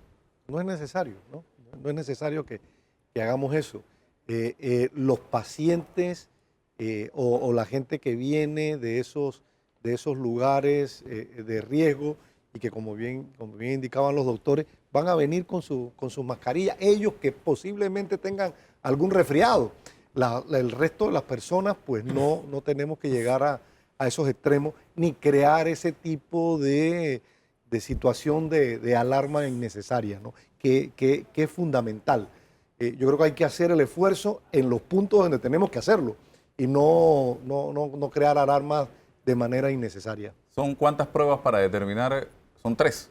Nosotros tenemos una prueba que sirve de screening o de tamizaje. Esa prueba es específica para coronavirus, pero además no nos sentimos tranquilos con una. Si llega uno, sale positivo por esa primera prueba, inmediatamente le corremos 2 más. Es decir, tenemos pruebas que detectan 3 genes diferentes del virus y es muy difícil que tenga 3 pruebas positivas y no sea realmente coronavirus. ¿Todas son en sangre? No. Nosotros hacemos pruebas con hisopado Como dijo nasofaringio y orofaringio. Y los 2 hisopos los ponemos en el mismo tubo y ahí extraemos ARN del virus y lo amplificamos. Y por una técnica que se llama PCR en tiempo real, podemos detectarlo en un tiempo de 3 horas y saber o no si está positivo. O sea que en un momento determinado ustedes detectan un sospechoso, en 3 horas sabremos si es el primer caso en Panamá. Ok, los asmáticos, Centroamérica, y ustedes. ¿a qué peligro se enfrentan? Los Asmáticos, Bueno, si les da el coronavirus. El asmático de por sí ya tiene un estado de hiperreactividad a nivel bronquial. Si eso le agregamos este virus, que este virus ya los estudios que se han publicado libera ciertos mediadores de inflamación. O sea, el virus induce más inflamación. Entonces, por supuesto, un paciente asmático es probable que el cuadro de coronavirus le dé más severo que a un paciente que no tiene asma. Debe cuidarse mucho más. Claro, el ya asmático. tiene un compromiso respiratorio, igual que el fumador. Ese es otro de los problemas que hubo en China. El cigarrillo fuma mucho en fuma mucho y además el cigarrillo es un agente que promueve no solo inflamación de las vías respiratorias, disminuye las defensas a nivel del pulmón. O sea que todo fumador es más susceptible a tener infecciones pulmonares. Una neumonía puede sobrevenir producto de un coronavirus. Sí, incluso hay un cuadro leve, que es ese cuadro respiratorio, pero además hay 2 clasificaciones adicionales. El caso moderado, que tiene neumonía, pero es una neumonía no tan severa, y está ya el cuadro de síndrome de dificultad respiratoria del adulto y de una neumonía severa. Entonces, sí hay neumonía en algunos casos, en los casos moderados, y puede incluso ya variar hacia una neumonía severa o un cuadro respiratorio severo que va a necesitar incluso intubación. Así que hay varios espectros, el leve, el moderado y el severo. Y este moderado puede cursar con un cuadro de neumonía, pero no es al nivel que amerite cuidados intensivos. Así como nos hemos acostumbrado a la conjuntivitis, así como nos hemos acostumbrado a la influenza, así como nos hemos acostumbrado a vivir con el dengue, tenemos ya que acostumbrarnos a vivir con el coronavirus este. ¿Él va a quedar ya permanentemente? Es difícil predecirlo, pero, ¿Qué ha pasado pero eventualmente probablemente llegue, y así como llegue, la comunidad se va a hacer inmune al virus y eventualmente se va a ir también y va a ir bajando. O puede ser que se convierta, el virus mute, se atenúe y se convierta más como un coronavirus de los que tenemos endémicos y que causan un catarrito normal.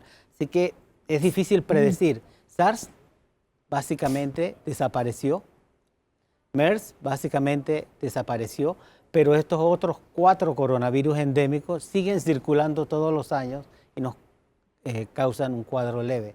Así que esos serían los 2 escenarios con este coronavirus. Desaparece o se vuelve un coronavirus endémico. Bien, cierro con una reflexión, doctor. ¿Qué es más peligroso para mí? La desinformación que el propio coronavirus. Y eso es lo que ha acabado con nosotros a nivel internacional y aquí en Panamá ni se diga. Para mí lo más peligroso es, 1, la desinformación. 2, las noticias falsas. Y 3, el pánico social. Y por último, 4, la estigmatización de este problema. De que ven a alguien con una mascarilla o ven a alguien chino y la gente dice, tiene coronavirus. Ayer estaba en el supermercado y vi a una muchacha con una mascarilla. Y yo me la acerqué por curiosidad. Digo, ¿usted está enferma? Dice, estaba haciendo súper. Si supuestamente estaba enferma, debió quedarse en su casa, no andar con la carretilla por todo el súper. Dice, no. Digo, ¿y para qué usa la mascarilla? Dice, por si hay algún caso. Digo, ese no es la razón de usar mascarilla. Pero Pánico. ya hay personas, tal vez no informadas, y lo que yo veía es que en el supermercado todos se le alejaban a esta persona. Solo por andar con la mascarilla. Estigmatización. Nadie Salían. caminaba en ese Sí, pasillo. sí. Nadie caminaba en ese Yo pasillo. agregaría un cuarto que Sí. es la especulación de los comerciantes inescrupulosos. Ah, ok. Porque si además tenemos estos comerciantes, insisto, inescrupulosos que empiezan a contraer la oferta de productos esperando que haya un boom para poder venderlo más caro, pones en riesgo a la población. Porque entonces la población no va a tener acceso a medicamentos, al gel alcoholado, a la mascarilla a tiempo, y eso va a generar un caos más grande de lo que podríamos esperar. Me tocó vivir, ya se acabó el tiempo, la experiencia casualmente en misa. Estábamos en misa, estornudó una dama 2 veces y hasta el padre quedó mirando a la muchacha. Imagínense ustedes, todo el mundo dejaron de atender la misa para ver quién había estornudado. Por Dios, señoras y señores, bajemos 2 rayitas a la intensidad, adoptemos las medidas que nos están recomendando, seamos cada uno de nosotros ese ministro, esa ministra, ese médico, ese responsable de nuestra condición de salud, de nuestra higiene, en casa, en el trabajo, donde usted esté, y usted va a ver que esto va a pasar, como ha pasado otras crisis que nos ha tocado vivir. Gracias, creo que el programa ha sido excelente para generar docencia. Siéntese a volverlo a ver, va a quedar en las redes sociales si no lo pudo ver con su familia, para que comprendan un poco más de este tema que, señores, evidentemente vamos a tener que enfrentarlo en un momento u otro. Gracias, que pasen un excelente domingo y regálense una semana maravillosa.